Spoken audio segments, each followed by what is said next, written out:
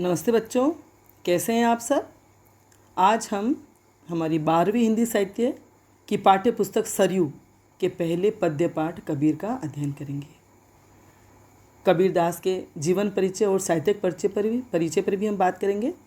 कबीरदास भक्ति काल की निर्गुण ज्ञानाशी शाखा के प्रतिनिधि कवि, महान संत और सच्चे समाज सुधारक थे।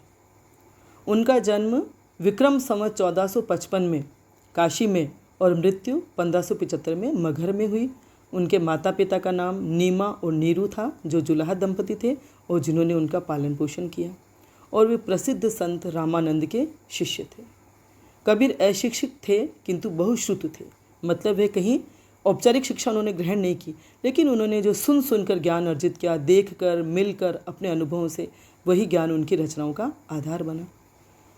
पर्यटन और सत्संग से उन्होंने ज्ञान प्राप्त किया था। वे जगह जगह घूमते थे, लोगों से मिलते थे, झूलते थे, तो उनसे जो उनको अनुभव मिला वही उनके काव्य का विषय था। और इसी कारण उनकी भाषा में अनेक प्रांतीय भाषाओं के शब्द हैं। उनकी भाषा को पंचमेल, खिचड़ी और साधु कड़ी कहा जाता है। उनकी शैली उपदेशात्मक है, जिसमें व्यंग्य और प्रतीकापुट उसे और मोहक बनाता है। उनकी कविता का प्रभाव पाठक और श्रोता के मन पर बहुत ही गहरा और सीधा पड़ता है। उनके जो काव्य की विषय वस्तु है, समाज में जो भी धार्मिक या सामाजिक कुरीतियाँ, आडंबर, कर्मकांड, उन पर उन्होंने तीखे व्यंग्य किए, गुरु की महिमा का बखान किया और मानव मात्र की समानता और एकता का उन्होंने संदेश प्रसारित किया। उनकी जो रचनाएं हैं, उनकी जो वाणी है, वो बीजक में संकलित है, जिसमें साखी, सबद और रमैनी के रूप में वो सारी संग्रहित है या संकलित है। अब है पाठ परिचय। इस पाठ में उनके 12 साखियाँ और 2 पद शामिल किए गए हैं। साखियों में उन्होंने गुरु महिमा का महत्व बखाना है। गुरु और परमात्मा में कोई अंतर नहीं है। गुरु मतलब ईश्वर की कृपा से गुरु प्राप्त होते हैं और गुरु के ज्ञान से हम ईश्वर को प्राप्त कर पाते हैं। उन्होंने संसार को क्षणभंगुर बताया है। उन्होंने सत्संग की महिमा बताई है और ईश्वर की प्राप्ति के लिए ईश्वर के स्मरण का संदेश उन्होंने दिया है। पाठ परिचय आपको हर पाठ का पढ़ना चाहिए, ताकि उसमें उस पाठ का मूल भाव, सारांश, मूल संदेश, कथानक जो भी है वो उसकी आपको जानकारी मिल जाती है, ताकि आप आगे जब पाठ पढ़ते हैं तो उसे और अच्छे से हृदयंगम कर पाते हैं। ठीक है, आगे चलें आप। अब हम उनके दोहों का भावार्थ करेंगे। पहला दोहा है, गुरु गोविंद तो एक है, दूजा यहु आकार, आपा मेट जीवित मरे तो पावे करतार। कबीरदास कह रहे हैं कि गुरु और गोविंद तो एक है, मतलब गुरु और गोविंद में कोई अंतर नहीं है। दूजा यहु आकार, बस उनका आकार ही भिन्न है। या इसे ये भी कह सकते हैं कि जो ईश्वर है वो गुरु का ही दूसरा रूप है। आपा मेट जीवित मरे तो पावे करतार। जब हम अपना आपा मतलब अपना अहंकार मिटा देते हैं, जब हम जीवित मरे मतलब जीते जी हम मोह माया और विकारों से मुक्त हो जाते हैं, तो करतार को मने ईश्वर को प्राप्त कर लेते हैं। थोड़ा शब्दार्थ भी मुझे बता देना चाहिए था। दूजा मने दूसरा, आकार मने शरीर या स्वरूप, और आपा मने अहंकार, और करतार मने ईश्वर। जीवित मरे मतलब जीते जी हम मोह माया से मुक्त हो जाए। तो इस प्रकार गुरु और गोविंद, कबीरदास कहते हैं गुरु और गोविंद एक हैं। दूजा यहु आकार मतलब गोविंद ही समझ लीजिए कि गुरु का दूसरा रूप है। और आपा मिट, जब हम अपना अहंकार खत्म कर देते हैं, अहंकार हमारे हृदय से मिट जाता है और जीते जी हम मोह माया से, राग द्वेष से, सारे विकारों से मुक्त हो जाते हैं, तो ही हम ईश्वर को प्राप्त कर पाते हैं। ईश्वर स्वच्छ हृदय में निवास करता है। विषय विकारों से युक्त हृदय में ईश्वर का निवास असंभव है। तो कबीरदास ने यहाँ गुरु और गोविंद को एक बताया है, गुरु की महिमा का बखान किया है और ईश्वर की प्राप्ति का रास्ता बताया है। दोहा छंद है, भक्ति रस है, भाषा शैली बहुत ही सरल है और अनुप्रास अलंकार भी है। चलें दूसरा दोहा पढ़ें, समझ में आ गया आपको। ज्ञान प्रकाशा गुरु मिला, सो जिनि बीसरी जाई, जब गोविंद कृपा करी, तब गुरु मिलिया आई। कबीरदास कह रहे हैं कि गुरु के मिलने से हमें ज्ञान का प्रकाश प्राप्त हुआ। शब्दों के अर्थ बता देती हूँ। सो मने वह, और जिन्नी मने नहीं, बीसरी मने बिसराना या भुलाना। गोविंद कृपा करी, गोविंद मने ईश्वर, कृपा करना ईश्वर के द्वारा दया करना। तो ज्ञान प्रकाशा गुरु मिला, मतलब जब मुझे गुरु मिले तो ज्ञान का प्रकाश मुझे प्राप्त हुआ। मतलब गुरु ही हमें ज्ञान देता है, सद्गुरु हमें सद्ज्ञान देता है और उसी से हमें ज्ञान का प्रकाश प्राप्त होता है। तो वो जो ज्ञान का प्रकाश मुझे मिला है या गुरु ने जो मुझे ज्ञान प्रदान किया है वह मुझे अब नहीं भूलना है। कबीरदास कह रहे हैं कि गुरु से जो मुझे ज्ञान प्राप्त हुआ वह मुझे अब नहीं भूलाना है, जब गोविंद कृपा करी। क्योंकि जब ईश्वर ने कृपा की तब मुझे गुरु मिले। ईश्वर की कृपा नहीं होती तो मुझे गुरु नहीं मिलते, इसलिए ईश्वर की कृपा से अब मुझे गुरु मिले हैं और गुरु ने जो मुझे ज्ञान दिया है वो मुझे अब किसी भी हालत में भूलना नहीं है, क्योंकि उस ज्ञान के द्वारा ही मैं इस संसार से मुक्ति प्राप्त कर सकता हूँ और ईश्वर को प्राप्त कर सकता हूँ। ठीक है, यही दोहा छंद है, सरल भाषा शैली है और गुरु का महत्व बताया है, गुरु की आवश्यकता बताई है। ठीक है ना, अनुप्रास अलंकार है। आगे चले, तीसरा दोहा है, पीछे लागा जाई था लोक वेद के साथ ही, आगे थे सतगुरु मिल्या दीपक दिया हाथ। पीछे लागा जाई था लोक वेद के साथ ही, पीछे लागा जाई था मतलब पीछे पीछे लगा हुआ था या पीछे जा रहा था या अनुकरण कर रहा था। लोक मैंने संसार के साथ, सतगुरु मैंने वही सदगुरु, आगे थे मैंने आगे या रास्ते में मिले और दीपक दिया हाथी मैंने हाथों में दीपक रख दिया, ज्ञान का दीपक दे दिया। तो पीछे लागा जाई था लोक वेद के साथ ही। कबीरदास कह रहे हैं कि मैं जैसे सामान्य लोग संसार में जीते हैं या सामान्य लोग जिस तरह से सांसारिक परंपराओं मान्यताओं के पीछे पीछे चलते हैं, एक साधारण सा जीवन जीते हैं, वैसा ही मैं भी जीवन जी रहा था। मैं भी उन्हीं सांसारिक मान्यताओं का लोक मैंने संसार या इस सांसारिक मान्यताओं का अनुकरण कर रहा था, उसके पीछे पीछे चला जा रहा था। जैसे सब जीते हैं वैसे मैं भी जी रहा था कि जीते जीते इस संसार में या इस जीवन के मार्ग में मुझे सतगुरु मिल गए। मतलब हम जीवन जी रहे हैं, जीते जीते जीवन में आगे बढ़ते बढ़ते सतगुरु मिल गए और उन्होंने मेरे हाथों में दीपक रख दिया।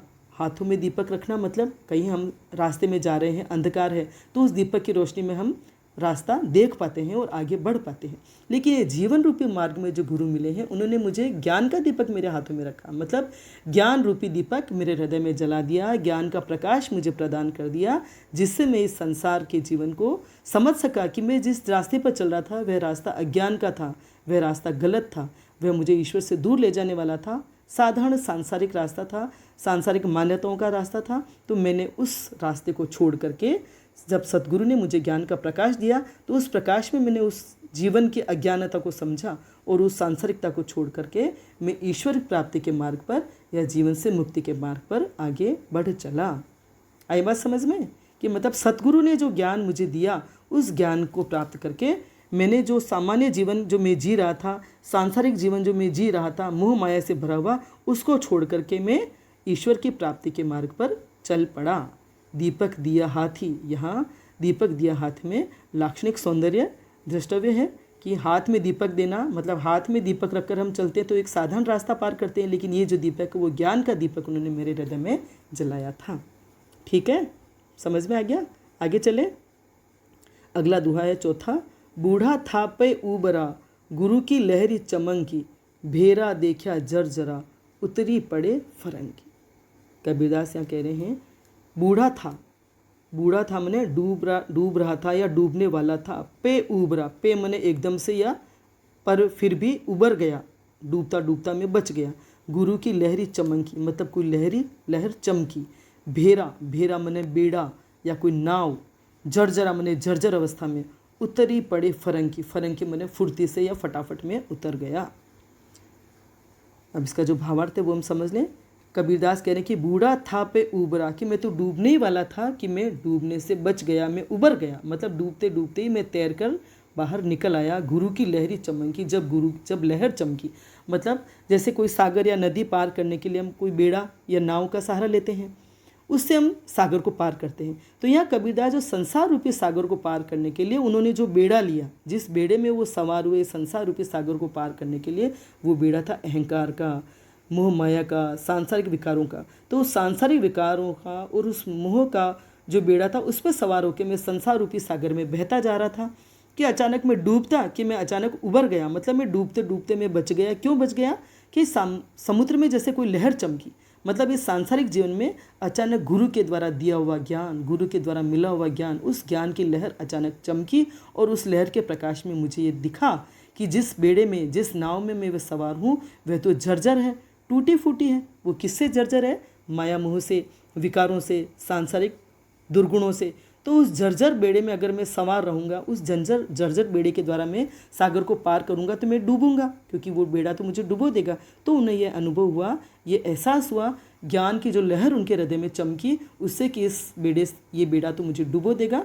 तो मैं उसमें डूबने ही वाला था कि अचानक वो लहर के चमकने से, वो चेतना के जागृत होने से मैं डूबने से बच गया और उस बेड़े से मैं अचानक फटाफट से और फुर्ती से उतर गया। मतलब उस अज्ञानता से मैं निकल गया और ज्ञान रूपी मार्ग को मैंने पकड़ लिया।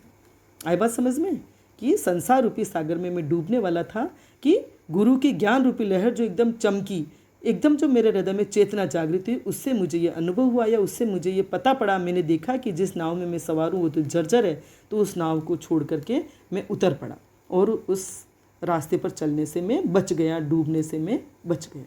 ठीक है, आया समझ में। यहाँ कबीर की यही मान्यता है कि गुरु ही सच्चा मार्गदर्शक होता है, वही हमें मार्ग दिखाता है जिससे हम इस संसार सागर से पार हो सकते हैं। गुरु की लहरी चमकी में गुरु से जो ज्ञान प्राप्त हुआ उसकी ओर संकेत है कि गुरु की लहरी चमकी, गुरु ने जो ज्ञान दिया वो एक लहर के रूप में, बिजली के रूप में चमक गया मेरे हृदय में। ठीक है, रूपक अलंकार है यहाँ संसार रूपी सागर और मोह माया या अहंकार रूपी बेड़ा। चले आगे, पांचवा दोहा है, कबीर चित्त चमंकिया चहु दिसी लागी लाई, हरि सुमिरन हाथों घड़ा बेगे लेहूं बुझा। बहुत ही सुंदर दोहा है। चित्त चमंकिया, चित्त मने वही हृदय, चमंकिया मने चमकना, चकित होना या चौंकना, चहु दिसी मने चारों दिशाओं में, लागी मने लगी हुई है, लाई मने आग, हरि सुमिरन मने हरि का, भगवान का स्मरण, हाथों मने हाथ में, घड़ा घड़ा है, बेगे मने शीघ्र, लेहू बुझाए, बुझा दें, शीघ्र बुझा लें। तो कबीरदास कह रहे हैं कि कबीर के चित्त में, मतलब कबीर ने ये देखा कि चारों दिशाओं में, संसार में चारों तरफ आग लगी हुई है। कौन सी आग लगी हुई है? दुखों की, तापों की। संसार में जो है विषय विकारों की आग लगी हुई है।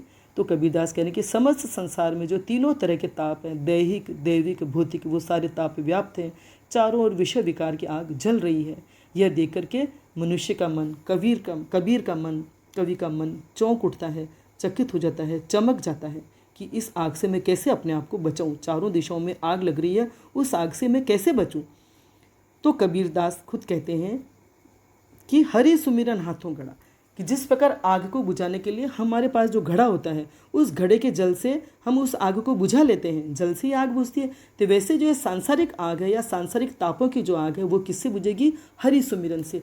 हरि स्मरण, हरि के नाम स्मरण रूपी जो घड़ा है, उस घड़े से हम इस सांसारिक तापों की आग को बुझा सकते हैं। मतलब भगवान का नाम हम लेंगे, ईश्वर को स्मरण करेंगे तो अवश्य ही हम इन सांसारिक तापों से और सांसारिक कष्टों से मुक्त हो जाएंगे।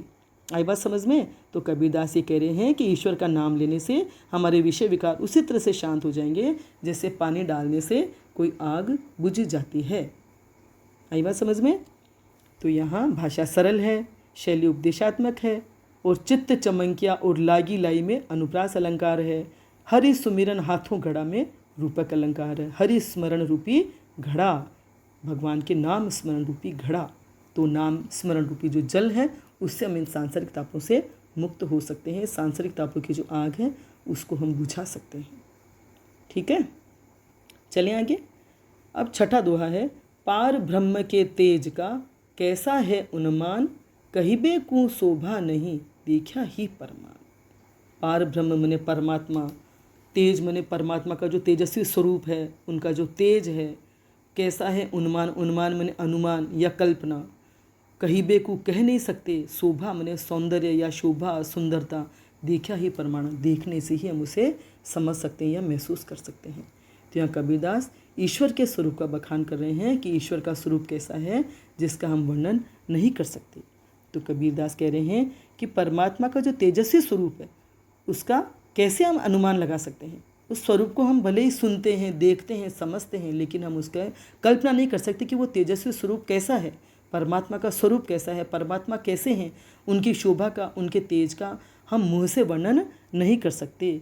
कबीरदास कहने कि मुझ में उनके वर्णन की सामर्थ्य नहीं है, उनका स्वरूप अवर्णनीय है, ईश्वर का स्वरूप अवर्णनीय है, उनको हम साक्षात्कार करके ही जान सकते हैं, अनुभूति से ही जान सकते हैं। ईश्वर के स्वरूप का वर्णन नहीं कर सकते। हमारी जो जिह्वा है वो उनके तेज का, उनके स्वरूप का, उनके शोभा का वर्णन नहीं कर सकती, देखकर ही हम ईश्वर को महसूस कर सकते हैं। ईश्वर अवर्णनीय है। आई बात समझ में? तो यहाँ जो है अनुप्रास अलंकार तो है ही, विशेषोक्ति अलंकार भी है। विशेषोक्ति अलंकार कहाँ होता है? जहाँ कारण होने पर भी कार्य नहीं होता।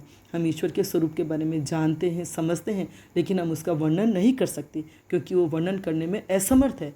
उसे हम केवल अनुभव कर सकते हैं, आत्म साक्षात्कार के द्वारा हम उन्हें महसूस कर सकते हैं। आत्मा और परमात्मा में मोह माया और विकारों का ही एक विकारों से ही इनमें दूरी आती है। तो जब वो विकार खत्म हो जाते हैं तो आत्मा परमात्मा को प्राप्त कर लेती है या आत्मा ही परमात्मा स्वरूप हो जाती है। तो परमात्मा के तेज का हम अनुमान नहीं कर सकते, कल्पना नहीं कर सकते, वर्णन नहीं कर सकते। उसे हम आत्म साक्षात्कार के द्वारा ही समझ सकते हैं या उसे तब हम प्राप्त कर सकते हैं। ठीक है, आई बात समझ में? अनुप्रास अलंकार है, सरल भाषा है। ठीक है।